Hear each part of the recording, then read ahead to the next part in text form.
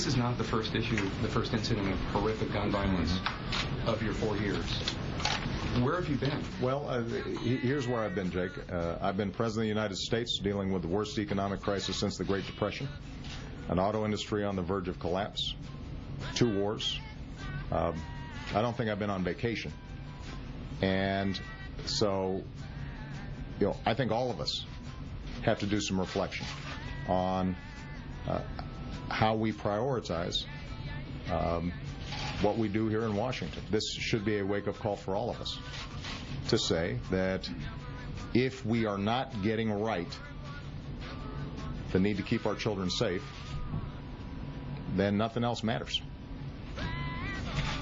And it's my commitment to make sure that that we do everything we can to keep our children safe. A lot of things are involved in that, Jake. So making sure they got decent health care and making sure they've got a good education, making sure that their parents have jobs, those are all relevant as well. Those aren't just sort of side issues.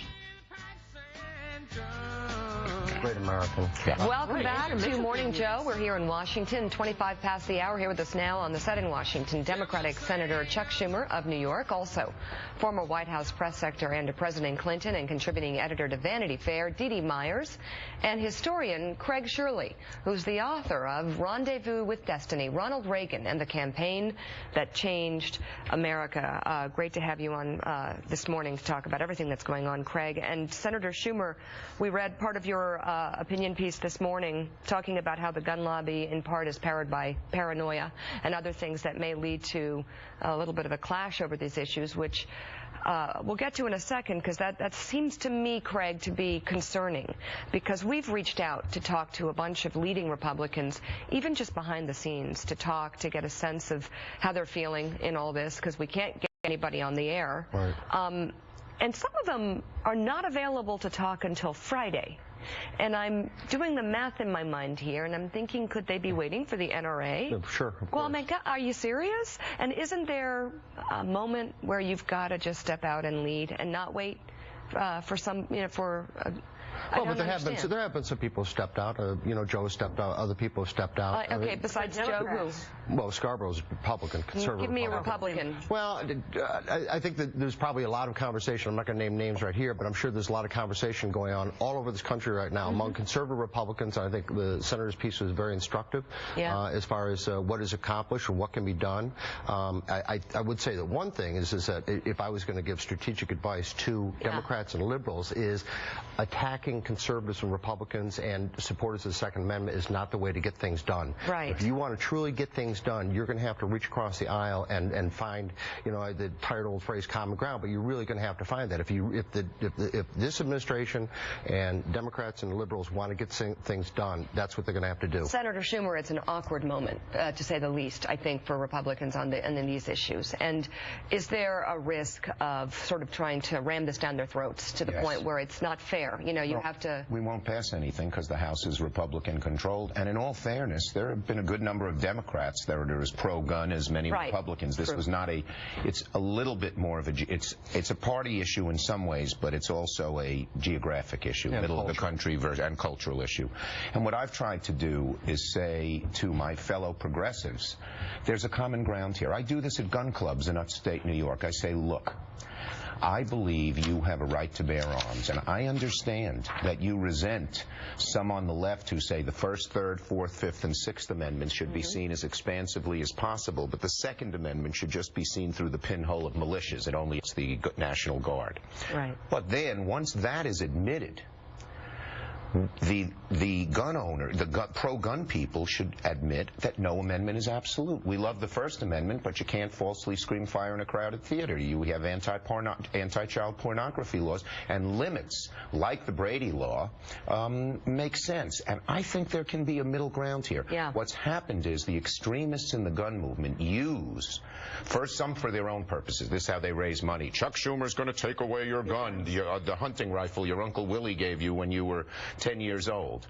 But they also use the fact that some say we should ban guns, that the Second Amendment doesn't have a place in the Constitution. And if we can come together and say, look, there's a right to bear arms, it's constitutional, it's a way of life, in many parts of the country. I went hunting with Ben Nelson, and I actually, saw that it was sort of like playing basketball in my Brooklyn street corner. It was the same type of thing. If we can admit that, and they can say, well, okay, we're not afraid now, we're not paranoid that you're going to take away our guns, we could come together. That's the only way we'll get this done. So, Dee Dee Myers, how does the White House finesse this situation and actually try and get something done?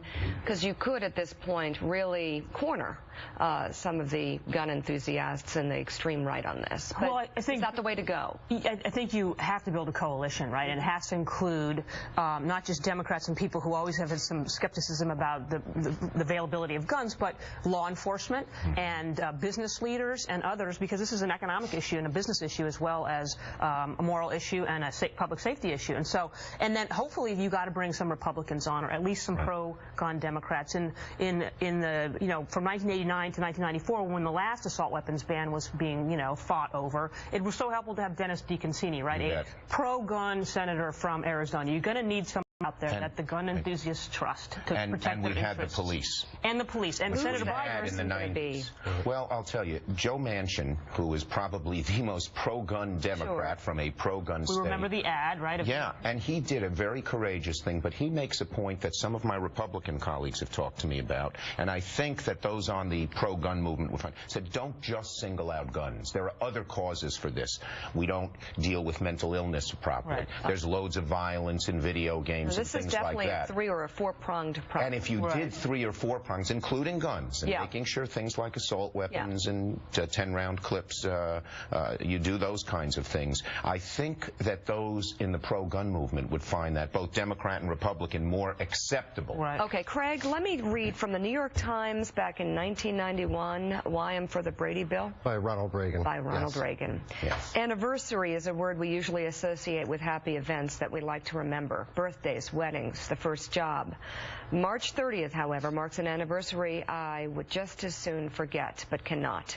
It was on that day 10 years ago that a deranged young man standing among reporters and photographers shot a policeman, a Secret Service agent, my press secretary, and me on a Washington sidewalk. This nightmare might never have happened if legislation that is before Congress now, the Brady Bill, had been law back in 1981. And just a side note, I actually worked at St. Elizabeth's, handling John Hinckley, among others, who were in there for similar reasons. What he was referring to were the devastator bullets that Hinckley used that day, which were subsequently banned by the federal government. Reagan actually supported gun control 3 times in his public career, once as governor and twice as president. The problem for some people because he wrote that in 91, but by the time the assault weapons ban became part of the crime bill in 1994, it had been so misshapen. There was a lot of pork stuffed in there, midnight baseball and arts and crafts and all this, is that you had a lot of economic conservatives and people when it went down to defeat in August of 1994, is that some 55 member Democrats, including the entire Black Caucus, opposed it for various reasons. Well, that's because it was a tough-on-crime bill. I was the author of it in the Brady Law and the assault weapons ban. The liberals didn't like it.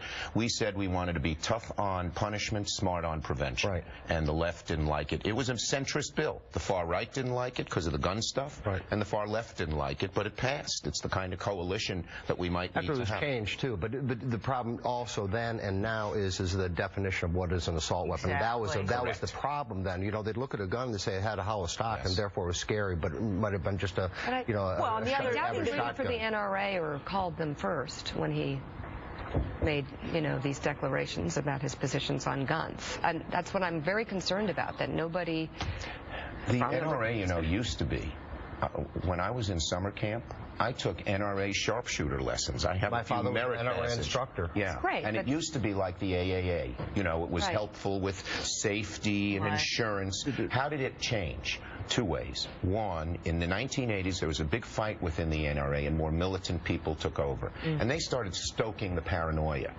But because crime was so high in areas like mine, lots of progressives said, hey, let's ban handguns, let's get rid of all guns, and that fed on the paranoia. And so we should come back.